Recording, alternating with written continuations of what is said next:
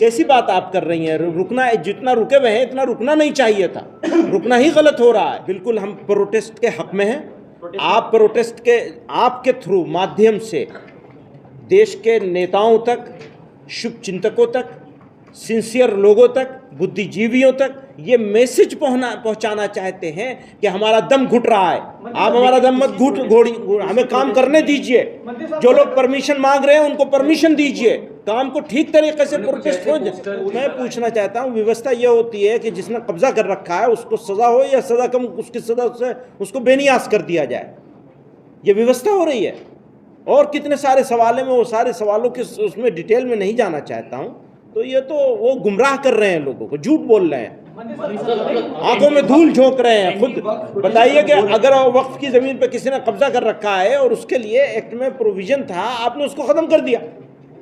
अगर मैंने भी कब्जा कर रखा है, जैसा कि आप लोग कह रहे हैं, आपके कुछ साथी बंधु लोग कह रहे हैं कि इनको इसलिए तकलीफ हो रही है, तो मैं पूछता हूँ, मुझे सजा का पात्र होना चाहिए या सजा से बेनियाज कर देना चाहिए?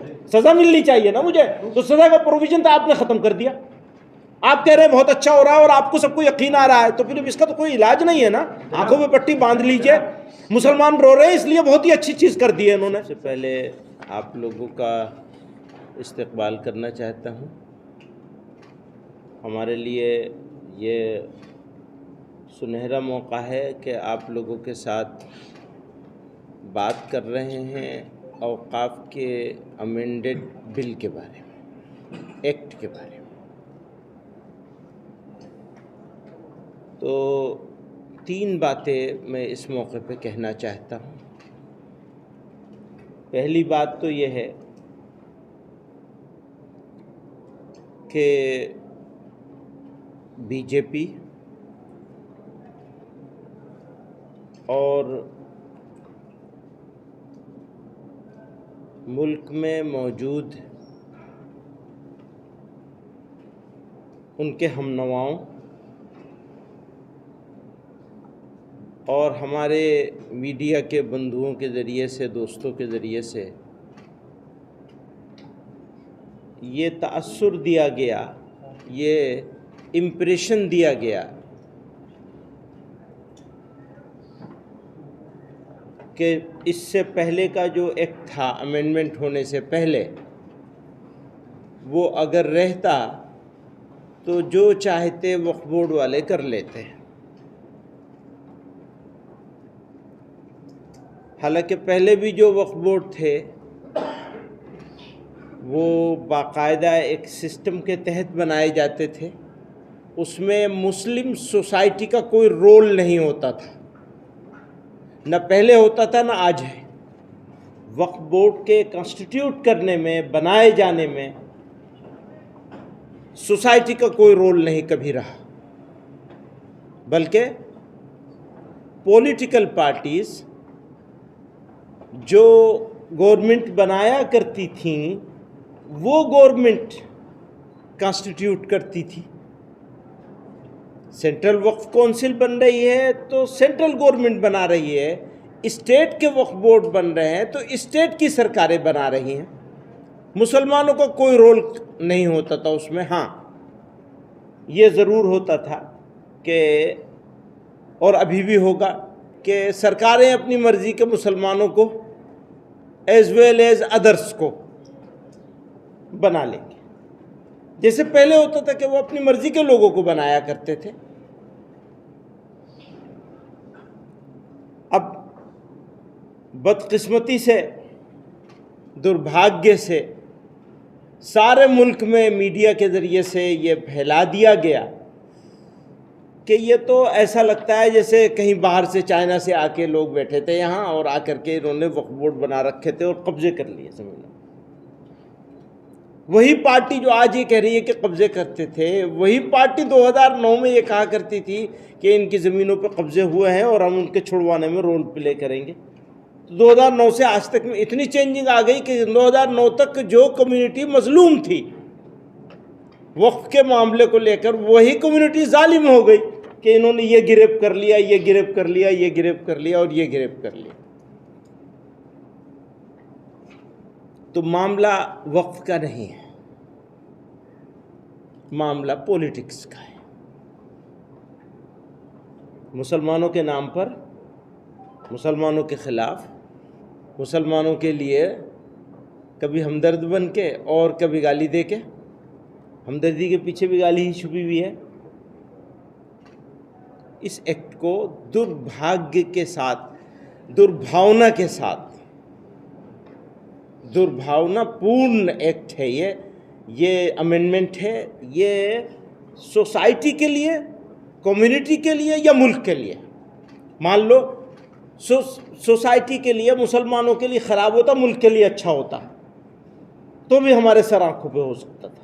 हाँ ठीक है, थोड़ा तकलीफ़ होगी, बर्दाश्त कर लेंगे, कोई बात नहीं, देश का भला हो जाए। ना देश के लिए, ना कॉमन सोसाइटी के लिए, इंडियंस के लिए, और ना ही मुसलमानों के लिए, किसी के लिए ये कानून सही नहीं है और इस तरह के अमेंडमेंट सही नहीं है। स्ट्रेंथन करने की बात करते हैं तो एक छोटी सी चीज़ थी कि कब्ज़ा करने वाले के ख़िलाफ़, जैसे कहते हैं ये कब्ज़ा कर रखा, हम लोगों ने भी कब्ज़ा कर रखा, कब्ज़ा करने वाले के ख़िलाफ़ क्रिमिनल केस बनेगा। आपने इस अमेंडमेंट में उस क्रिमिनल होने को, क्रिमिनलिटी को ख़त्म कर दिया। तो कैसे फ़ायदा पहुंचाया आपने? आप तो कब्ज़ा करने वालों को फ़ायदा पहुंचा रहे हैं, बिल्डरों को फ़ायदा पहुंचाना चाह रहे हैं कि जो प्राइम लोकेशन की लैंड्स हैं वो बिल्डर्स को मिल जाए। हमने, हमारे पुरखों ने, बड़ों ने ये फैसला किया, हम इस मुल्क के बाशिंदे हैं, इस मुल्क में ही रहेंगे, और उसके खिलाफ, उसको लेकर लड़ाई लड़ी एक लंबी, अपनी कम्युनिटी के उन लोगों से जो थोड़े से थे संख्या में और जिनके सपोर्ट में ये लोग खड़े थे उस वक्त भी, हमने उनसे लड़ाई लड़ी।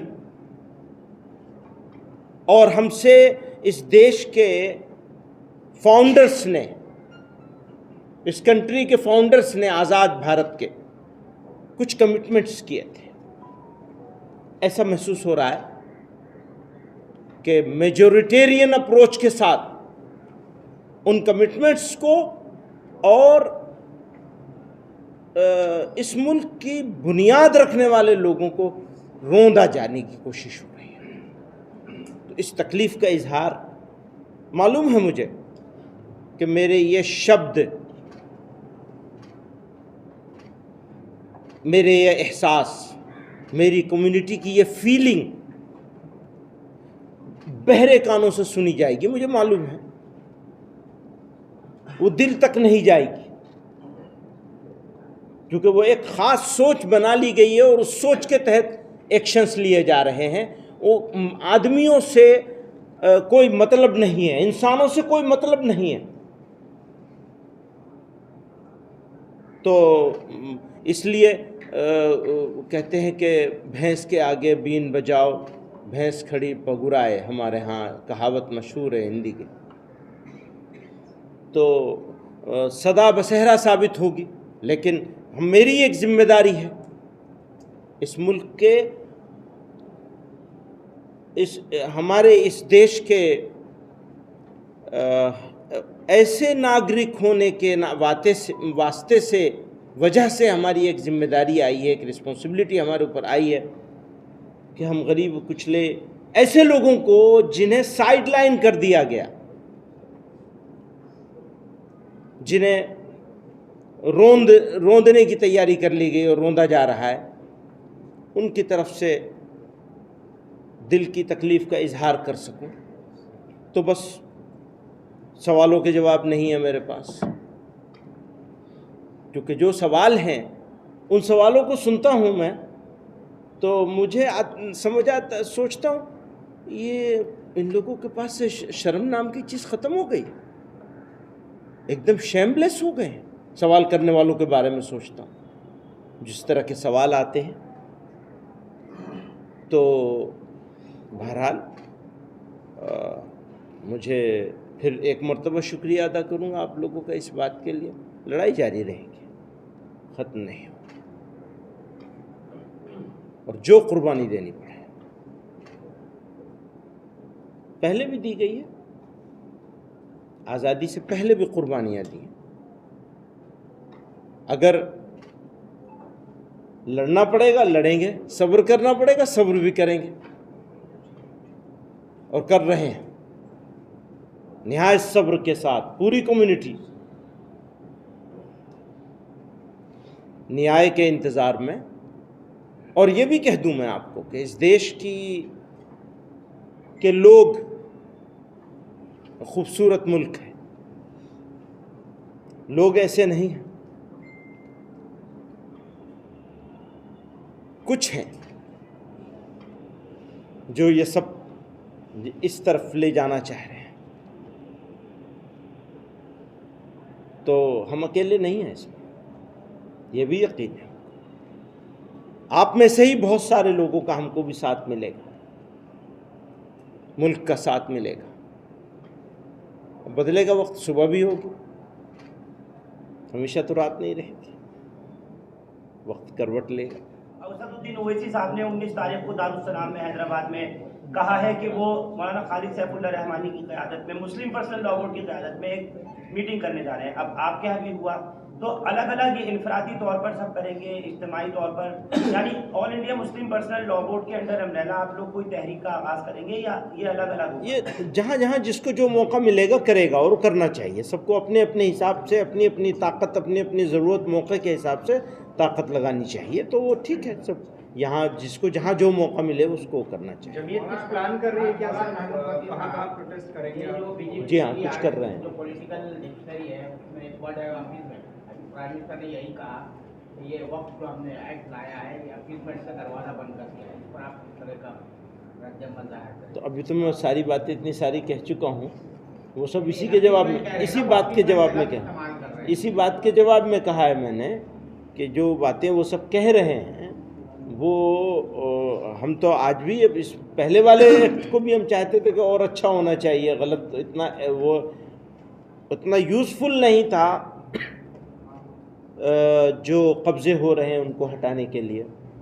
तो अपीसमेंट अब तो उनकी अपनी पॉलिटिक्स है, जैसा कि मैंने कहा।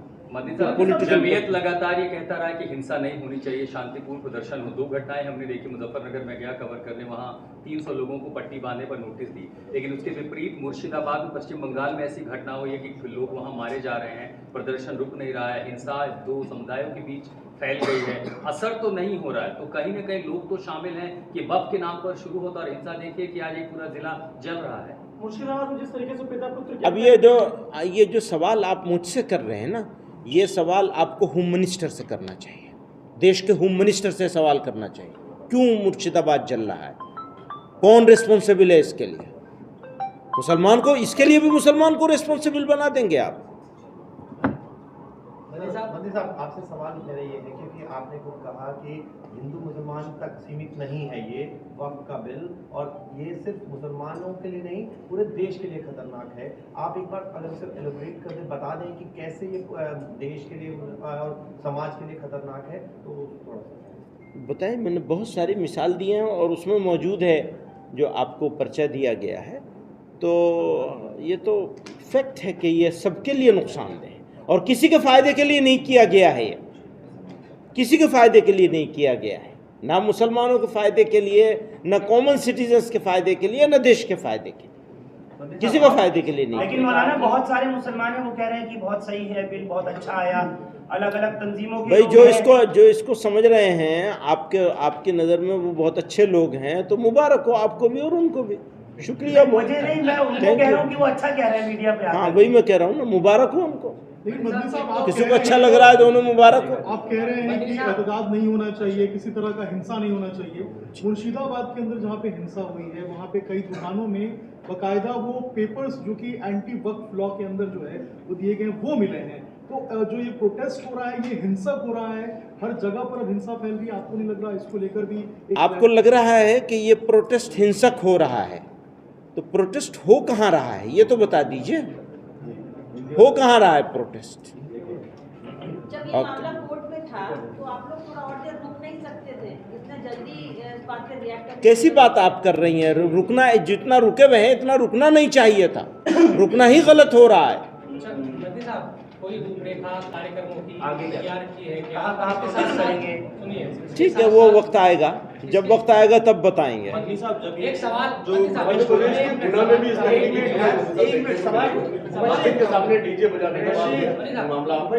ये मामला जो प्रोटेस्ट का या जो भी चीजें हो रही है, ऐसा हो जा रहा है मंत्री साहब जैसे ये कई जगहों पर के हिंदू बनाम मुसलमान कर दिया जा रहा, कई जगहों पर इस तरह की चीजें हो रही है। इसको लेकर आप क्या लोगों को समझाएंगे कि ये हिंदू मुसलमान नहीं बल्कि मुसलमानों का एक इशू है उस पर? ठीक है, वो तो कौन बात है, जो पहले से कह रहे हैं कि हिंदुओं से इसका कोई मामले का लेना देना नहीं है, न इंडिया के आम लोगों से लेना देना है। मुसलमानों के प्रॉपर्टी से रिलेटेड एक इशू है, उस इशू को गलत तरीके से डील किया जा रहा है, गलत तरीके से ज़बरदस्ती करके कानून बनाए जा रही है, मेजोरिटेरियन अप्रोच के साथ काम कर रहे हैं। तो अब और क्या कहेंगे, इससे ज़्यादा क्या कह सकते हैं? अमित शाह ने न्यूज़ 18 के राजनीतिक भारत प्रोग्राम में सफाई दी और कहा कि हमने व्यवस्था के लिए किया है, क्योंकि बहुत सारे मामलों में मैं पूछना चाहता हूँ, व्यवस्था ये होती है कि जिसने कब्जा कर रखा है उसको सज़ा हो या सज़ा कम, उसकी सज़ा से उसको बेनियाज कर दिया जाए, ये व्यवस्था हो रही है। और कितने सारे सवाल हैं, मैं वो सारे सवालों के उसमें डिटेल में नहीं जाना चाहता हूँ। तो ये तो वो गुमराह कर रहे हैं लोगों को, झूठ बोल रहे हैं, आंखों में धूल झोंक रहे हैं। खुद बताइए कि अगर वक्फ की ज़मीन पे किसी ने कब्जा कर रखा है और उसके लिए एक्ट में प्रोविज़न था, आपने उसको ख़त्म कर दिया। अगर मैंने भी कब्जा कर रखा है, जैसा कि आप लोग कह रहे हैं, आपके कुछ साथी बंधु लोग कह रहे हैं कि इनको इसलिए तकलीफ हो रही है, तो मैं पूछता हूँ, मुझे सज़ा का पात्र होना चाहिए या सज़ा से बेनियाज कर देना चाहिए? सज़ा मिलनी चाहिए ना मुझे, तो सज़ा का प्रोविज़न तो आपने ख़त्म कर दिया। आप कह रहे हैं बहुत अच्छा हो रहा है और आपको सबको यकीन आ रहा है, तो फिर इसका तो कोई इलाज नहीं है ना। आंखों में पट्टी बांध लीजिए। मुसलमान रो रहे हैं इसलिए बहुत ही अच्छी चीज़ कर दी है इन्होंने। सर, एंटी वक्फ प्रोटेस्ट में परसों लखनऊ में जब हमास और हिजबुल्लाह के पोस्टर्स दिखते हैं, तो क्या जमात उसका कुछ फॉर्मेशंस ले रहा है, इस बात को सपोर्ट करता है? नसरुल्लाह के पोस्टर्स आते हैं, इस्माइल हानिया के पोस्टर्स आते हैं। देखिए एक बात आपको बताऊं मैं, आप ये डीरेल करना चाह रहे हैं एसपीसी को। नहीं, हम इस नहीं हम कुछ नहीं, बिल्कुल हम प्रोटेस्ट के हक में हैं। आप प्रोटेस्ट के आपके थ्रू माध्यम से देश के नेताओं तक, शुभ चिंतकों तक, सिंसियर लोगों तक, बुद्धिजीवियों तक ये मैसेज पहुंचाना चाहते हैं कि हमारा दम घुट रहा है। आप हमारा दम मत घोड़ी, हमें काम करने दीजिए।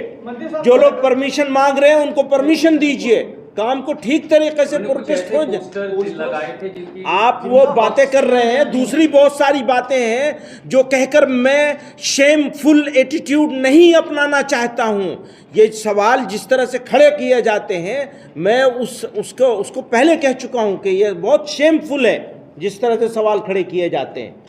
तो मुझे आप हिजबुल्लाह और हमास की तरफ आप डाइल्यूट मत कीजिए। हम जब रिपोर्ट करने जाते हैं, हम रिपोर्ट इस बारे में करने जाते हैं। आप करिए, शौक से करिए, बहुत शौक से करिए। आप जो कर सकते हैं वो करिए। आप मुबारक हो आपको। का जो मुतालबा हो रहा है जोरदार बढ़ता चला जा रहा है, कहीं इसको डाइवर्ट करने के लिए तो नहीं लाया गया है, या आप कहीं कनेक्शन देखते ही है वक्त पर? ठीक है, बहुत सारे डाइवर्जन है, बहुत सारी बातें हैं। उत्तर प्रदेश में जब काली पट्टी बांधी विरोध स्वरूप, तो मुकदमे हो गए, तो क्या उत्तर प्रदेश में आप कुछ बड़ा प्लान कर रहे हैं या फिर कार्रवाई की उसमें थोड़ा सा पीछे कदम लिए जा रहे हैं? देखेंगे, जैसी जरूरत होगी वैसा मंत्री साहब, आप कह रहे हैं प्रोटेस्ट के हक में प्रोटेस्ट करेंगे, लेकिन प्रोटेस्ट का स्वरूप क्या है? क्या कोई शुक्रिया बहुत, थैंक यू। मध्य प्रदेश